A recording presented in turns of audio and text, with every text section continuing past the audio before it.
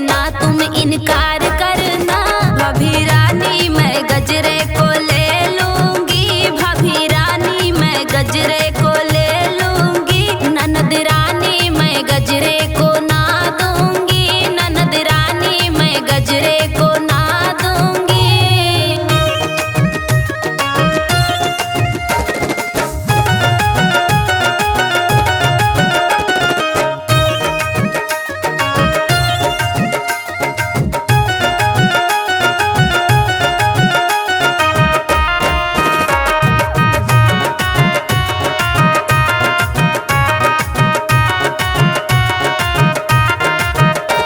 इतना जो सुनी ननदी भैया के पास पहुंची, इतना जो सुनी ननदी, इतना जो सुनी ननदी भैया के पास पहुंची। भैया भाभी से गजरे दिलवा दीजिए, भैया भाभी से गजरे दिलवा दीजिए। धीरज धरो प्रिय बहना बॉम्बे को जाऊंगा, धीरज धरो प्रिय बहना, धीरज धरो प्रिय बहना बॉम्बे को जाऊंगा।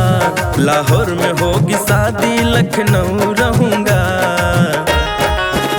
नई भाभी से गजरा दिलवा दूंगा, नई भाभी से गजरा दिलवा दूंगा।